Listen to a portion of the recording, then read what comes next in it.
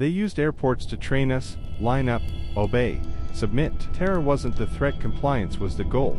Yeah, well, it's an odd thing that the worst possible consequence of a terrorist attack is that it isn't the attack itself, it's the reaction to the attack that makes the attack successful. Well, I mean, a lot of, I hate airports. I hate them. Like, I was unbearable to travel with my wife for like 10 years. We finally figured out how to work it out. But every time I went into an airport after 9/11, I thought, they're training everybody to accept the doctrines of a totalitarian state. You have to line up like sheep to do stupid things that mean nothing, that give you the illusion of security, implemented by faceless authoritarians and then acted out by powerless minions. And then you get used to it. Well, that's the problem, is everybody goes through airports. And so I think that you can see the, what would you say, the forefront of the authoritarian movement is in airports. And you can see that right now, because now, increasingly, as you board a plane, they want to take your photo. I say no to that. You can refuse it. So far, you can refuse. Yeah, right. The real ID. But 6 months. How is that different than the other ID? Was my other ID fake? This real ID? I have a real ID? No, this is the real one. Your other one didn't count. And that private company, Clear. It's like, oh, I see. So you can pay to circumvent the security as long as you accept the authoritarian presumptions, right? Exactly. Well, you had terrible. You had a semi mentally retarded man named Richard Reed, an Englishman, who tried to put a bomb very sloppily in one of his shoes and was trying to put the wire. Because of that reason alone, we all have to take our shoes off. Unless Which meant you pay his extra. attack was very successful, because you know how much did that cost? How much has that cost us, just economically? Well, the billions of dollars they put on and the machines. What happens is there becomes the machine that comes into place and that takes advantage of certain situations like this.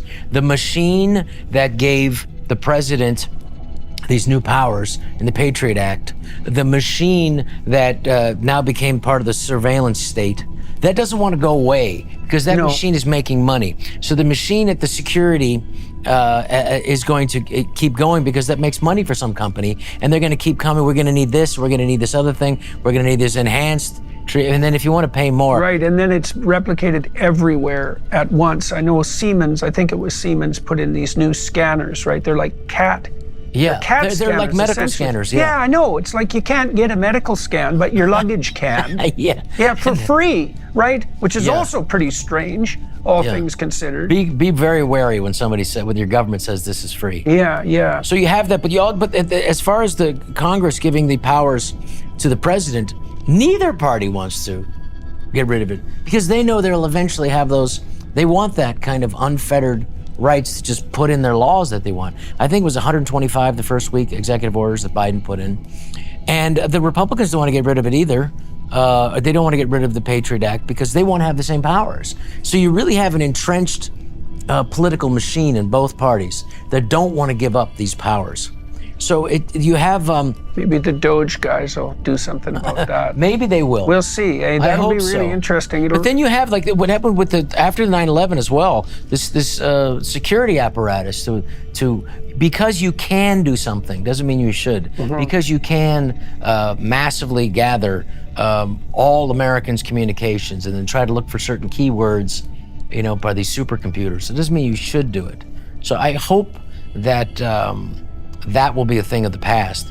But there's just so much money in it.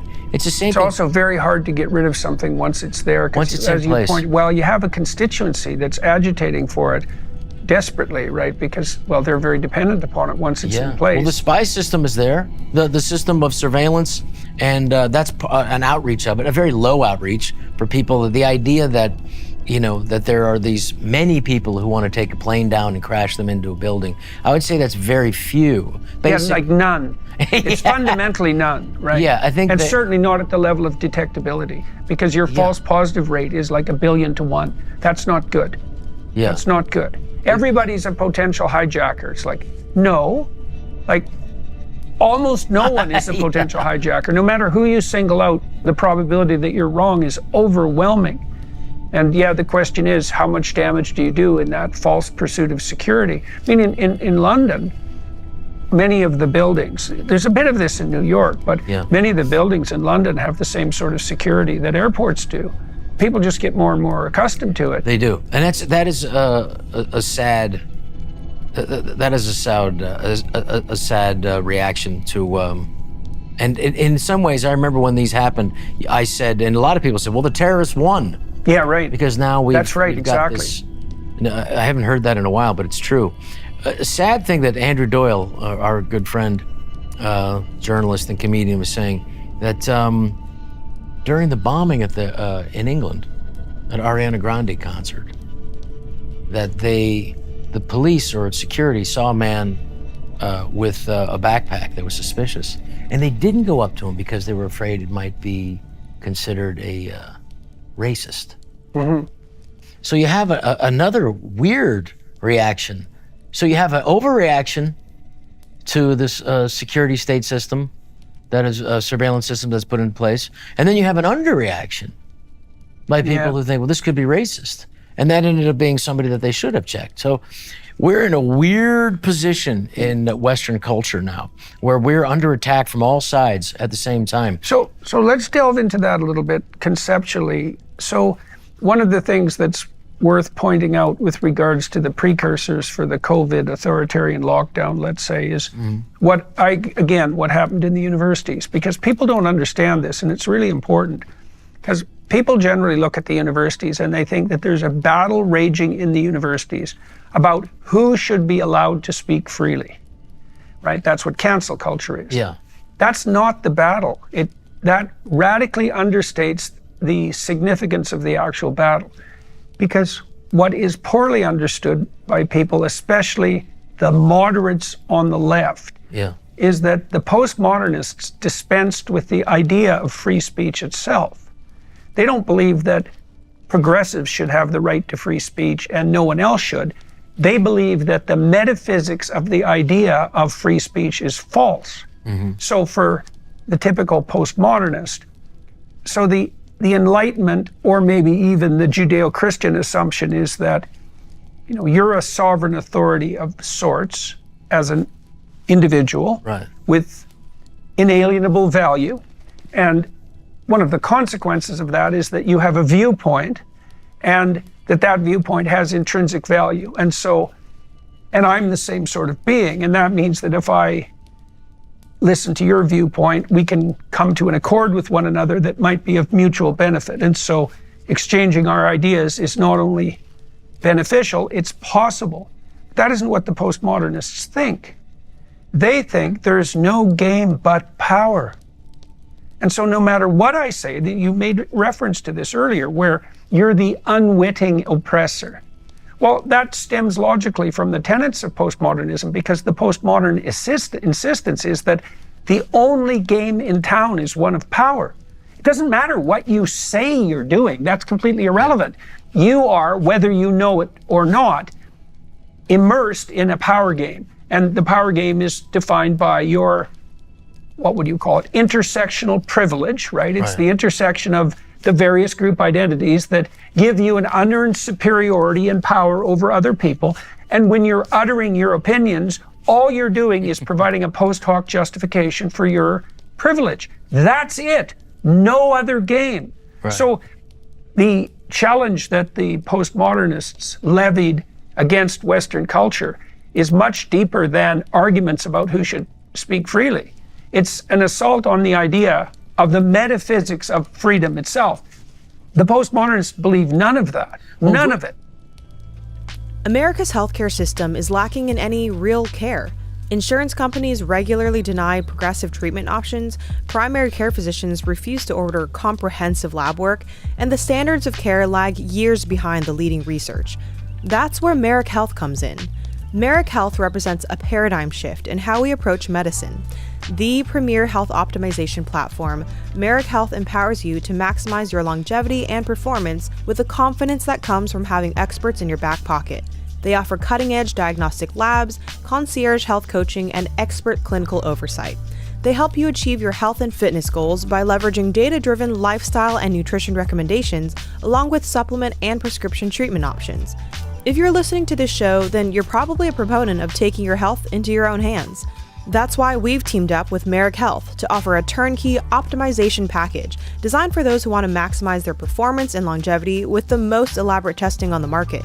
You'll receive extensive lab work, thorough lab reports, video calls with Merrick's health experts, and expedited onboarding. Go to merrickhealth.com/Peterson and use code Peterson to get the same panel and medical oversight I get, and save 10% at checkout. That's merrickhealth.com/Peterson and use code Peterson at checkout. Well, what it really is, if you scrape and look down and you go, what is that? What is postmodernism? And you look, well, that's communism. That's Marxism. This is a totalitarian state. So it's an interesting way to get to it, because they went through the educational route instead of through the traditional route of through the worker. It was an easier turn to, and actually it was more susceptible to get to the culture and degrade Western civilization through academia than it was through the worker, because the worker knows that if he works hard, his life's going to be better in a capitalist system. Is it going to be perfect? No. Is it going to leave people out? Some people, yes. But especially the people that don't work.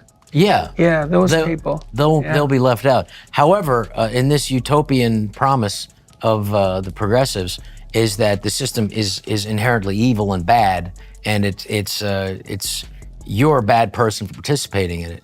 Therefore, it needs to be deconstructed completely, and to get to the better utopia, which is always leading to mass murder. But the academia was the place where you could have